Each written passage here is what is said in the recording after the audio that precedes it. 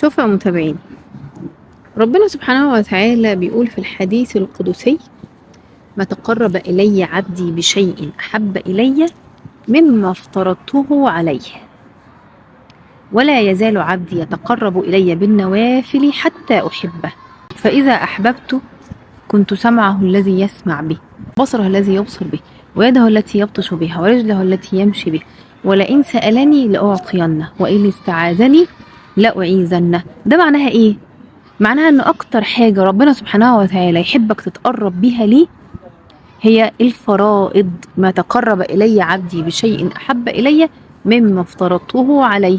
يعني ايه؟ يعني قمة العبودية لله جل جلاله انك تتقرب اليه بالفرائض، باللي فرضوا عليك ربنا سبحانه وتعالى. عملت زمان فيديو او في بدايتي يعني اصلي الفرض ولا اصلي السنة. الحقيقة انه وقتها ما كانش قصدي اصلي الفرض ولا اصلي السنة، يعني الصلاة في حد ذاتها، وانما كان المعنى اعمق من كده بكتير.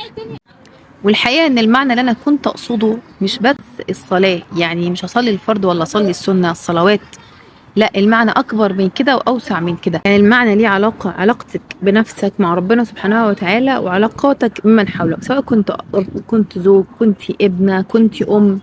فالمعنى أكبر بكتير، أو المعنى أشمل، والمعنى أشمل وأعم من بس الصلاة. علاقتك بربك وعلاقتك باللي حواليكي من علاقات، سواء أي مكان دورك في الحياة.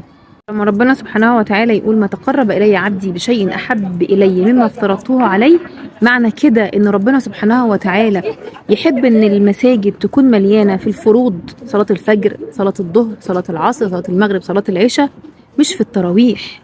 مش في التراويح. يعني أول حاجة تتقرب بيها لربنا سبحانه وتعالى، ده مش منطقي ومش من فقه الأولويات في الدين، إن صلاة السنة تكون مليانة على آخرها، والفجر والظهر والعصر والمغرب والعشاء مفيش، المساجد فاضية. مش ده المنطق، أو مش ده اللي ربنا سبحانه وتعالى يريده مننا. ربنا سبحانه وتعالى يحب إن احنا قمة العبودية إن نتقرب إلى الله بالفرائض. يعني معنى كده إن أنا أسيب النوافل؟ لأ، صلوا التراويح وصلوا قيام الليل وصلوا الفروض. اصلي الفرض ولا اصلي السنه؟ صلي الفرض وصلي السنه.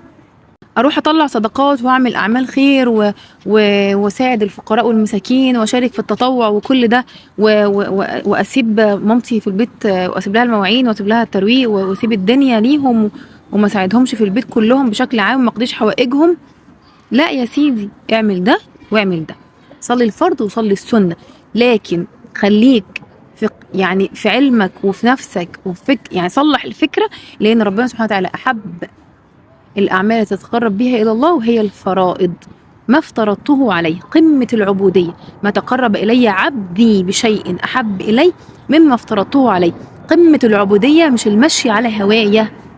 مش قاعد أقول الكلام الطيب والكلام الحلو والكلام المعسول لصحابي ولجيراني وللدنيا كلها، واجي عند زوجتي وولادي واهلي ومامتي وبابايا واخواتي مش عارفه اقول لهم حتى شكرا. بتيجي بنوته جميله مش لابسه الاشارب او مش لابسه الحجاب، لكن هي ما شاء الله بتتصدق كتير، بتقول انا بتصدق وبعمل صدقات. لا يا حبيبتي، خليكي واعيه وخليكي فاهمه ان ربنا سبحانه وتعالى احب شيء تتقربي بيه الى الله هو ما افترض. فنفهم صح علشان نعبد ربنا سبحانه وتعالى على مراد الله، مش على هوانا.